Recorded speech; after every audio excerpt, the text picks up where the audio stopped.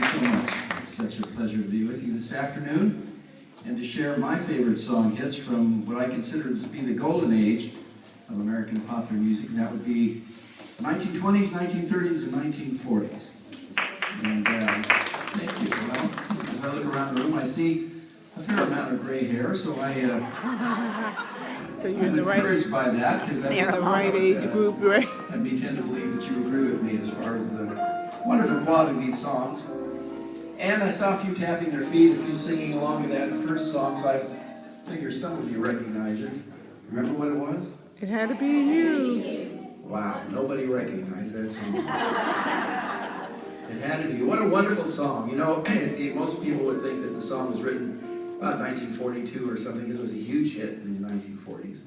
You might be surprised to know, however, that the song actually came out in 1924.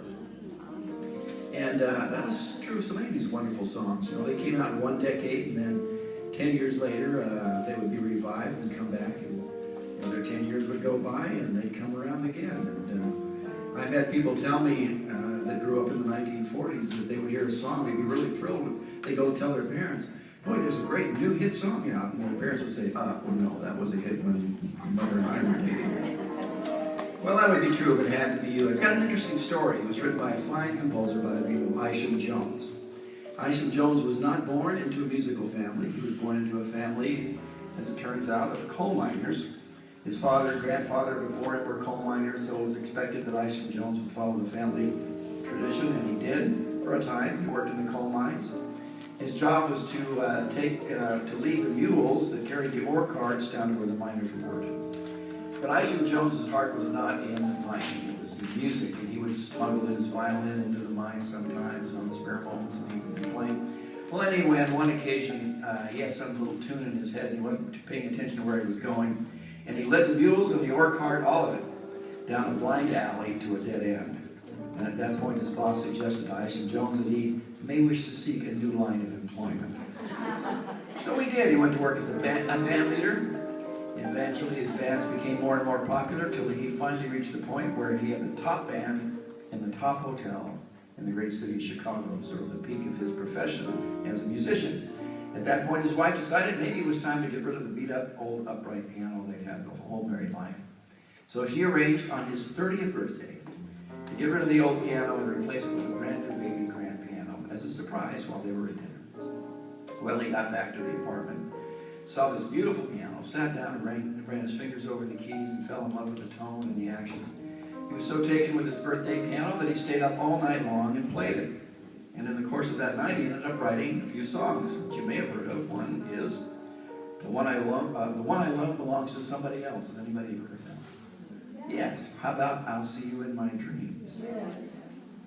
Well, the last song he wrote on his birthday was It Had to Be You. And of the three, that probably became the most famous since it was featured in over 42 motion pictures just within the space of a few years. It was revived again, as I mentioned, in the 30s. It was a huge hit in the 40s. It came around again in the 1950s. And not too long ago, I was watching television. Actually, I wasn't even watching it. I just have it on in the background, as you do sometimes. And I heard It Had to Be You. So I looked to see what was playing on the screen, and it was a commercial. And I'm seriously not making this up. It was a commercial for underarm deodorant.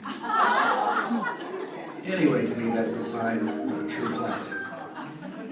Well, I'd like to take you back now to 1927. And this song that came out sold more recordings than any other song so far in the century. And yet the singer, a man by the name of Gene Austin, is not well remembered today.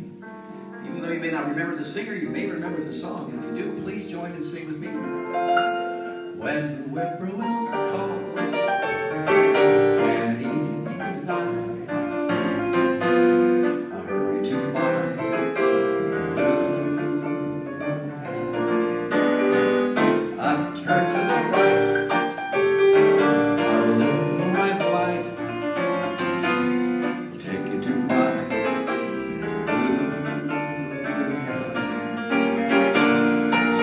smiling face, a fireplace, a cozy